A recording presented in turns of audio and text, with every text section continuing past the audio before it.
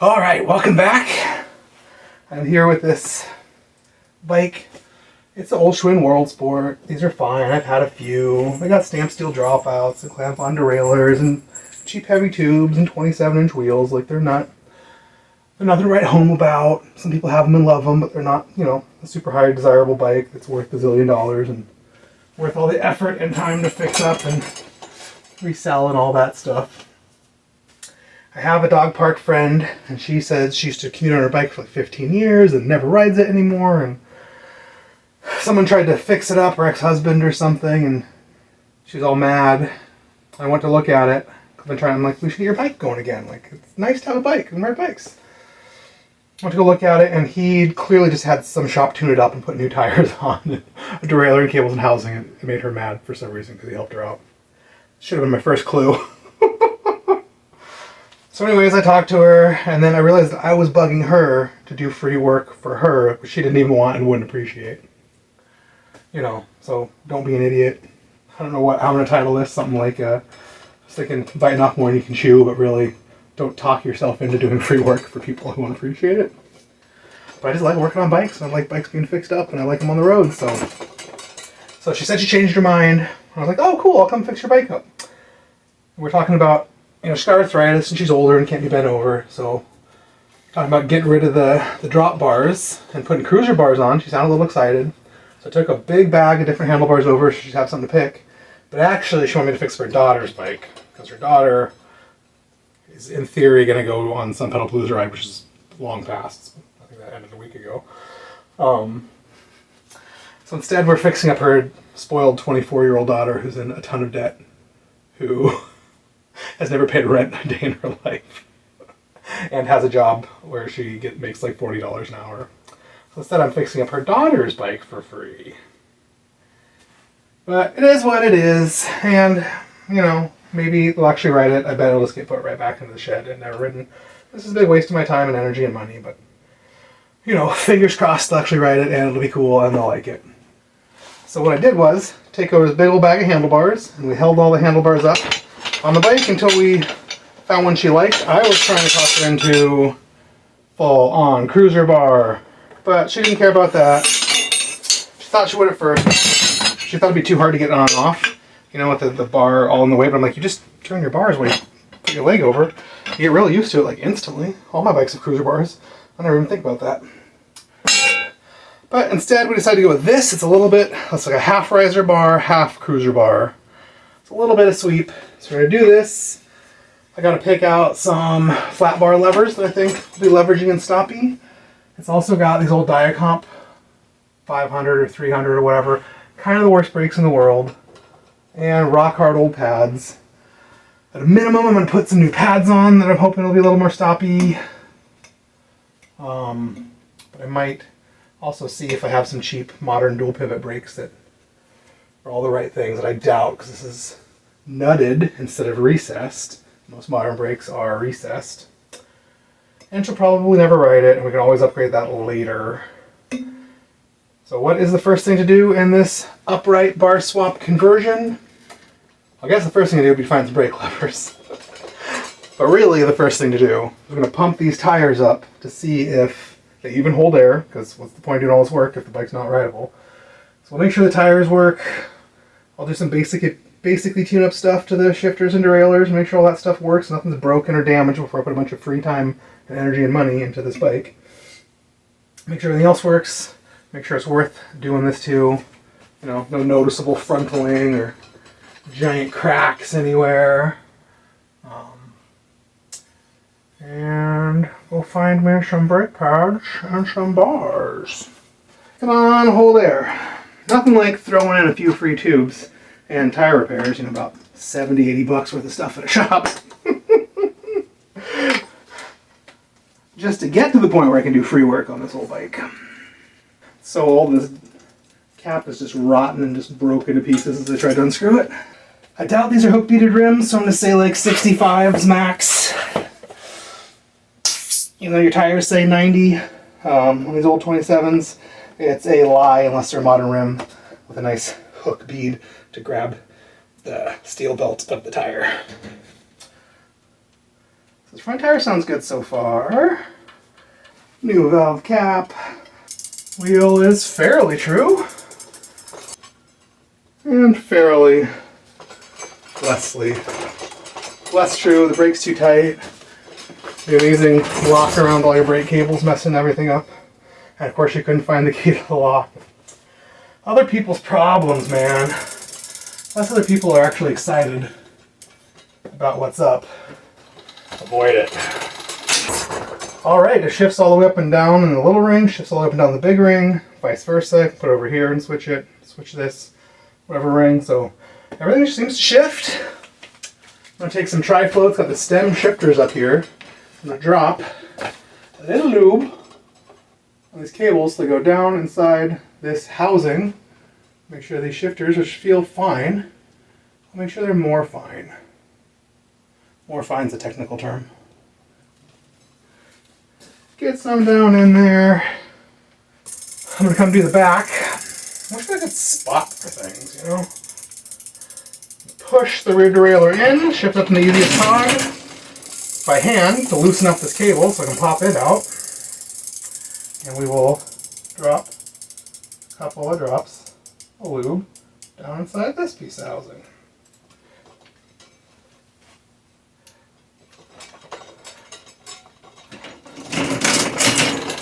That way it'll sort of flow in. We got a junk rag. I'm just going to wipe off a little bit of grime. I'm not going to go crazy. It's not really a tune-up. It's just kind of a tune-up. I want the bike to be, you know, rideable and not miserable. Use my fingernail in this rag just to scrape all the grime off this pulley. And just because I can't help myself, I'm going to do some minor wiping off just so it looks clean to the casual eye, the casual observer. Now, annoyingly, she very specifically asked that she wanted to save these bars in case she wanted to switch back, because she's convinced that this is how bikes are supposed to be, and if you change it, you're just going to hate it, which is the exact opposite of the truth. Because I hate these bars and they have no resale value, that I would probably just come and hack them in half so slide on the stem real easy. I'm tempted to see if I have another stem.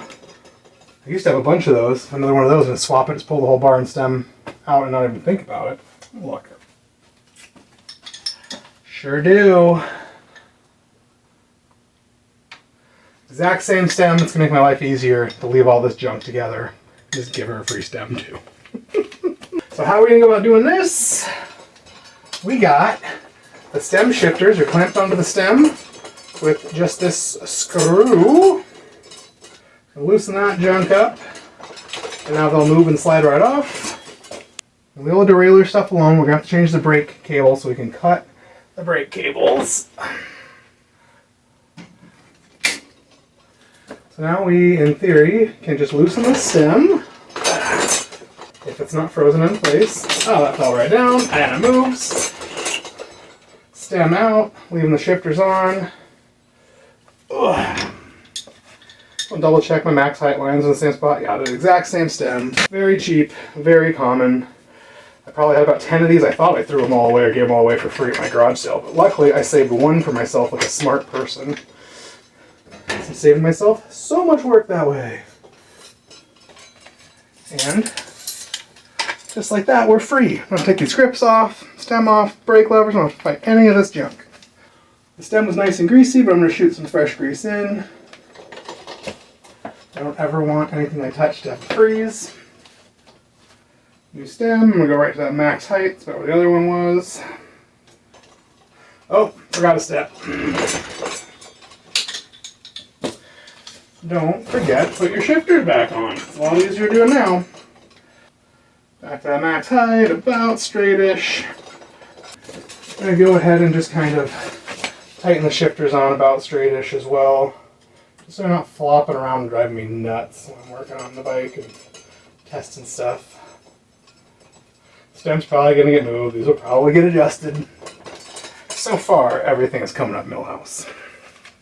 Slide these bars in nice and gentle. Wow, they are loosey-goosey. I've never seen one of these stems in 26.0. That doesn't mean it can't happen. I wish these bars were 26.0. Ha! Nice little hole. This front reflector bracket can get right up here into this clamp. Locks barely in the way. Wow. Wow. So loose. So goose. Yeah. It's already tightening down. It just looks loosey-goosey. Bottom clamp stems. Not my favorite. Getting rough. When we get this on the ground, we'll do our final setup. So I've got some options for brake levers. I got a new old stock in the bag set of Diacomp levers. A lot more classic for this bike. They'll probably work fine. Too ugly for me to put on anything modern. I do have some modern Tektro, like the FL750s. I love these levers.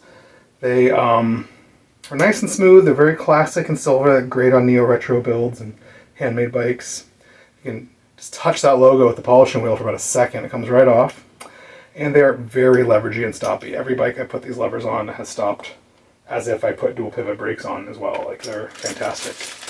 But instead, I think I'm going to go with these Diacomps. It's cool. And even though these are new old stock, I only get about 15 bucks for them on eBay. I got them from the Sunday salvage sales. So they cost me like $1, where I pay like 20 or 30 bucks for those used Tektros.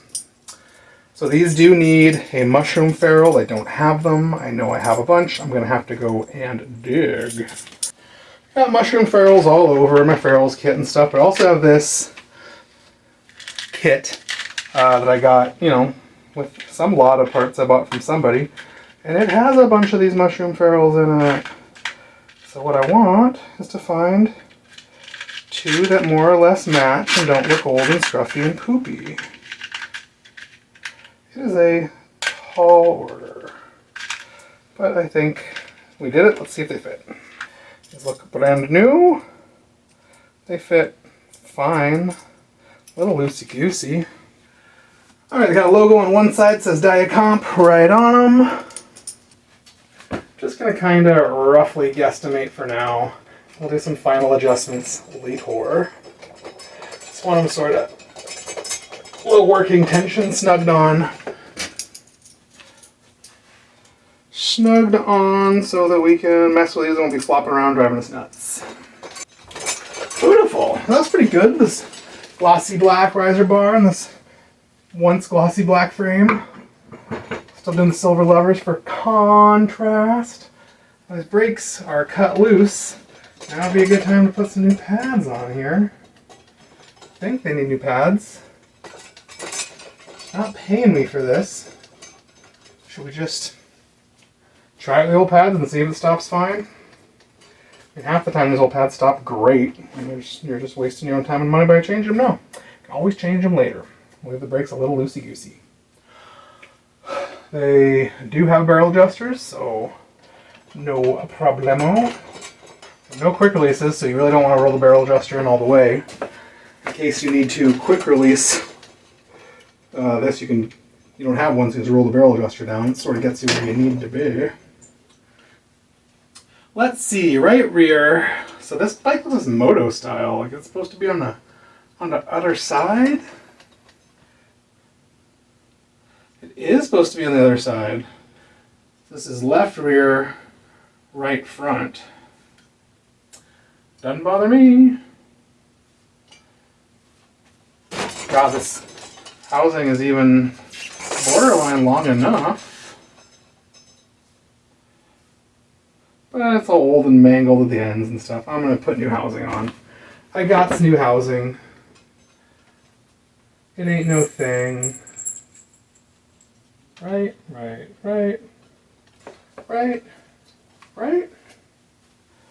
Yeah, look at that weird kink. Look at it all mangled.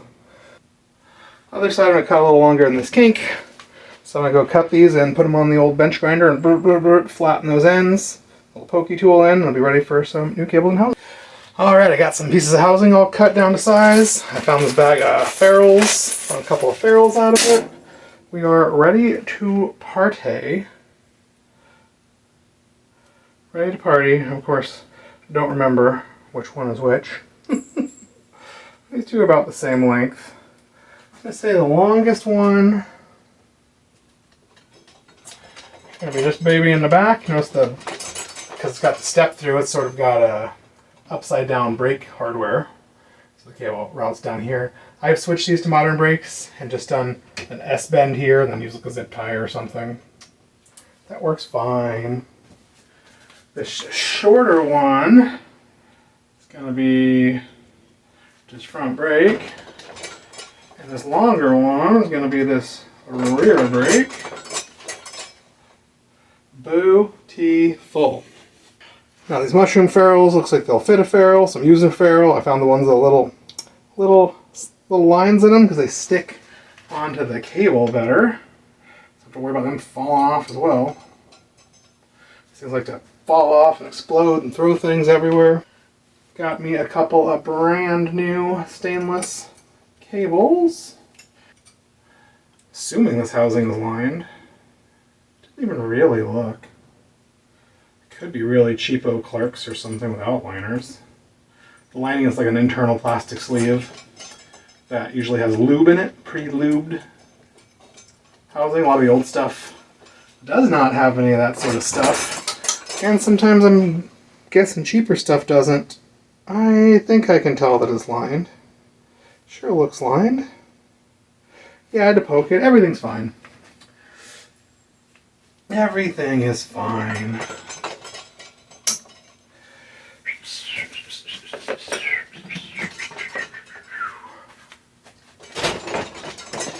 Yeah. Got to break free. Breaking the pivot bolts loose. Sometimes they're still jerks and want to hold and just fight them. Get a little bit of the old cable out. Gotta run this bad boy through. Making a big ugly loop. It's better to do it all straight in one shot. If you remember, but I'm making sure that my loop doesn't turn into a kink. No kinks. Yeah, nice and straight. Alright. I also should have lubed all these pivot bolts on the single pivot brake. They're all tight and poopy. I drop a little bit on the springs just so it goes down and hits those pivots. Probably should have wiped these off better. Whatevs. Pivots. Get smooth. Okay, that is in. Gonna pull it tight. Loosen it quite a bit. And we'll just gently put this on here, barely snug it all, so we can test it. Well, that feels nice. Got a little barrel adjuster to go down to make it looser if I need. I got a lot of barrel adjuster to go up to make it tighter. The levers still pull about parallel with the bar. You don't want to go any farther than that. That should more than compensate for this front wheel being slightly out of true. I'm going to call that good. I'm going to tighten this bad boy down. You want it kind of pretty tight because you don't want this cable to slip, but you don't want it so tight you start pinching, deforming, and mashing the cable, and then it will start fraying and break, and people always asking me, how tight should this be? How tight should that be? Well, tight, and then a little tighter out of paranoia, but not so tight you break things. I have absolutely broken these pinch bolts many times over tightening them before I get the feel for them. You're not trying to break stuff, you're not trying to mash, deform things. If you get it too tight, you'll start pulling the threads where like the actual threads you're tightening against, the nut's like pulling them out of shape, and then we'll eventually strip them off. The nut will go righty-tighty, righty-tighty, righty-tighty, righty-loosey, because you'll strip all the threads and spin. And then you need some new hardware, which means you need to go find a used set of these brakes or someone's hardware pile and hope they have the exact right size full die comp brakes and bolts and things. pretty tight. I think we're gonna have to maybe center this brake or something. I don't know, it looks alright. This fender looks terrible. Oh, I gotta love other people's fenders. Always mashed, always rubbing. Probably have to bet a little bit more on the road. You might rub, once you have your body weight on it, you're flexing the whole bike and frame, your body weight changes things. And that's why you have to test ride bikes, because they work great in the stand does not mean they're not going to make all sorts of noise and clunk and funk and have problems on the road. All right, now ready for this rear cable. It's brand new stainless cables. Don't get galvanized ones. They need to say stainless, otherwise they're definitely junky galvanized ones. People are always like, they're fine, they're not fine, they're like $1 cheaper, and they get rusty, and then they rust inside the housing, and then nothing works. Get stainless, use pre-lubed housing, drip lube down the housing, otherwise, like, set yourself up, otherwise you're gonna ride this bike wet. Ride it hard, put it away wet, and it's gonna corrode in place, and then nothing's gonna work. Next time you're gonna ride it, and it's a bummer. Or worse, you do it for a customer, or a friend, or a friendstomer, and then you get a bad reputation because all your stuff sucks. This is extra weird. I'm definitely going to drop a drop down here just to be sure. And you really want to drop like 1 or 2 drops down here. If you do 3 or 4 is probably alright. If you do 5 or 6, all of a sudden you have lube falling out of places. Not cool. Dripping down, getting all over stuff. Make sure that all your cables and ends and everything are set. Otherwise it'll be half hanging out, and then you'll set up the whole brake, then it'll slide in and everything will be loose. But so I'm going to squeeze it all the way in, let it out a bunch. Sort of holding it tight with my fingers. They make 3rd hand tools and 4th hand tools and all sorts of stuff for this, but really just a lot of extra nonsense. I usually just squeeze things with my fingers. Yeah, that's way too much. The lever goes all the way in, touches the bar. Slop. Sloppy. Pull a little bit tighter. Like about a 1/4 inch from my old tightening spot to my new spot. See if that sucks it up enough. Yeah. Now it's a little bit too tight. This wheel's real true. Got lots of barrel adjuster to loosen it up if we need to. Once we squeeze these levers a few times, they're going to loosen up a little bit. Just as everything seats and tucks in and mashes and deforms. Alright. Any cable tips? No. Here's my big box of cable tips and ferrules. I got this at a garage sale a while ago, and every time I get new scores or whatever, I just add some more in here. Always add more in here. Most of these things I come up with basically for free with scores or in bags of cables and housing. Or I did buy all these color ones, got a bunch of red and blue and gold and green. I bought those on like Temu or eBay or whatever for a few bucks. But lots of stuff. Keep piling up, man. Don't ever throw this kind of stuff away. It always comes in handy. One nice straight cable nerp. Cable nerp. In theory, we already tested the shifting and it seems fine. But I might add a little lube to this grody old chain just to make sure it's quiet. Kind of tried to wipe some of this old dead dry grease off, but you know.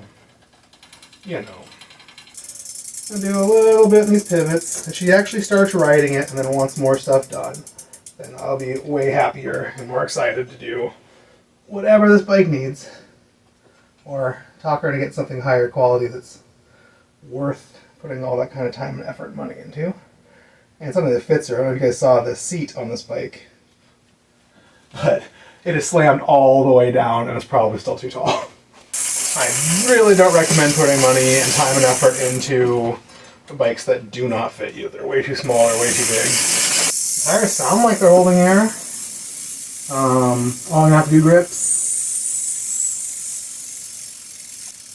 I do got those free grips. That look good. Maybe I'll throw those on. Okay, I'm gonna go look at grips. Ooh, maybe I got some yellow ones. Okay, I got a lot of options for grips. Most of them cost me money. These yellow ones cost me $2 or $3 on eBay. They're silicone from China. They're comfy. They clean real easy. You got bar end plugs. I got these that came off of some bike or with something. They're just black. They have some texture. They are sure grips. They cost me $0. But the yellow might be kind of fun with this white and yellow color scheme. I think I gotta go yellow. I'm sure I paid $10 for those bars. $3 for this, cables and housing. I probably got $20 or $30 of my money in here, which I doubt I'm gonna recover. But, you know, in an hour to my time. But it's fun to make video. That's really what I like. As with all grips always, all bar tape, all grips, I wash my hands first. They are dirty. I don't want to leave a bunch of dirty, greasy mechanic fingerprints all over nice clean grips or bar tape. I'm going to wash my hands, do the grips, and then we'll test a ride. Well, really, wash my hands, do the grips, make any final adjustments to the brake levers and shifters and stems straight and all that stuff. Then we'll do a test ride. If it holds the test ride and the tires don't go flat in the next day or two, this bike is technically done, but we'll see. We'll see. We'll see. And it still might need brake pads. Okay, so they recommend for silicone grips, and a lot of fancy grips, is to blow them on the air compressor. Turn your air compressor on, it's got a little gun, and you stick the nozzle under here between the bar and the grip, and you blow it on so it makes an air cushion and slides on. I don't have an air compressor. I never do it that way. I do it old school rubbing alcohol is like 99 cents. And then I got a 99-cent spray bottle at the dollar store or whatever and put the spray bottle head on the rubbing alcohol bottle. So I'm into it 2 whole bucks and it's going to do every bike and everything I need to get rubbing alcohol for the rest of my life. Now, some grips will fit really loosey-goosey under your bars. In that case, I'll usually wrap a layer of electrical tape all the way down and back and then try. Some grips, like silicone ones, are usually really tight. And will not go on at all, and you'll kill yourself.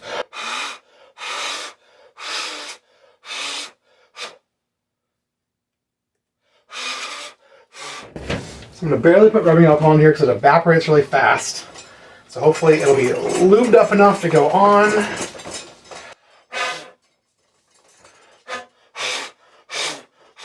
But not so lubey that it won't dry. You want to be kind of hard going on. I'm fighting it. I'm fighting it. Enough that it'll dry and not move and twist. It's kind of moving and twisting. One more time. Goddamn bar end plugs. Sometimes you can just push them in by hand. This one's running right in. On cheaper bars, they're a little thicker. So I'll take these bar end plugs and some side cutters and sort of trim away at this little lines of plastic. Make it a little thinner so it'll push in. I lied, I put a little bell on there. Alright, so I got the Schwinn Sprint finished. I was out test riding it. It stopped pretty great, even those little brake pads. It rode fine. I liked it. Rode the block a few times and I went past Lola's house and I just decided to go drop it off. Instead of bringing it back here and putting it back in the stand, it didn't need any adjustments or touch-ups. So I dropped it off and I asked her if she test rode it. She was like, you know, working from home stuff. And she said test rode it in the backyard and it seemed to stop fine. And it even fits in the garage better now. So who knows if that bike will ever get a mile on it or not. But, you know, sometimes doing a neighbor a favor is great. Sometimes talking people into letting you do free work for them sucks and they're never happy. It's happened to me a few times, but, you know, sometimes maybe it'll work out. We'll see. So anyways, thanks for watching, and I'll have more videos soon.